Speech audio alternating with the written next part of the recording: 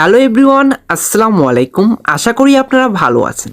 স্ক্রিনে যে ফটোটা দেখতে পাচ্ছেন, এই ফটোটা থেকে আমি কিন্তু আজকে যে কোনো সোশ্যাল মিডিয়ার প্রোফাইল পিক এডিট দেখাবো মাত্র এক ক্লিকে এবং অনলাইনের মাধ্যমে একটা ওয়েবসাইটের মাধ্যমে আজকে আপনাদেরকে দেখিয়ে দেবো। এই ফটো থেকে এইরকম ফটো এডিট করতে পারবেন আপনার প্রোফাইল পিকের জন্য, শুধু এক ক্লিক, ঝামেলা মুক্ত।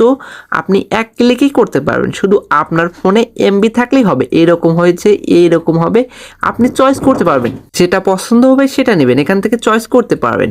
আমি এক ক্লিকে কিন্তু সবগুলো এডিট করেছি, আপনার সামনে হাজার হাজার চলে আসবে, ওইখান থেকে সিলেক্ট করে আপনার যেটা পছন্দ সেটা ডাউনলোড দিয়ে নেবেন। শুধু আপনার যে কোনো একটা ফটো অ্যাড করবেন। এই ফটো থেকে আমি এইগুলো এডিট করেছি, চলুন আপনাদেরকে ফটোর এডিটগুলো দেখানো যাক।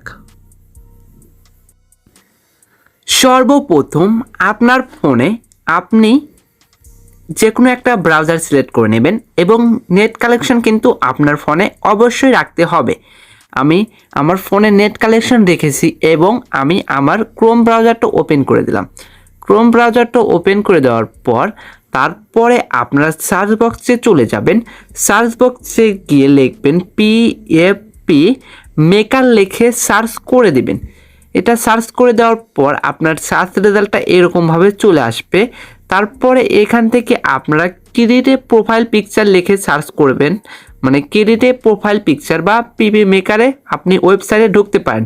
এটা একটা অসাধারণ ওয়েবসাইট। আপনি এখানে ফ্রিতেই আপনার প্রোফাইল ফটো এডিট করতে পারবেন। আপনি চাইলে ফেসবুক, ইউটিউব, ইনস্টাগ্রাম, টুইটার সব ধরনের সোশ্যাল মিডিয়াতে কিন্তু সোশ্যাল মিডিয়ার প্রোফাইল কিন্তু আপনি চাইলে এডিট করতে পারেন এইখানে, ঝামেলা মুক্ত ছাড়া। এখানে অল্প সময়ে একটা ক্লিক করবেন, আপনার ফটো কিন্তু রেডি হয়ে যাবে।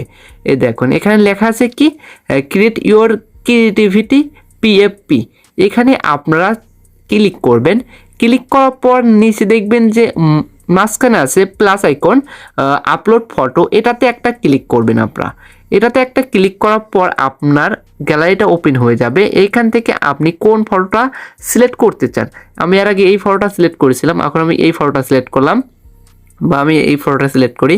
একটা ছেলেদের ফটো দিয়ে আপনাদেরকে শিখিয়ে দিই। তারপর উপরে দেখবেন যে এখানে এখানে প্লাস আইকন দিয়ে করতে পারেন। আমি এটা কিছু করলাম না, সরি, আমি ফটোটা আবার নেই, একটা ফুল চাপ লেগে অন্য জায়গায় চলে গিয়েছিলাম। তারপরে ডানে ক্লিক করবেন।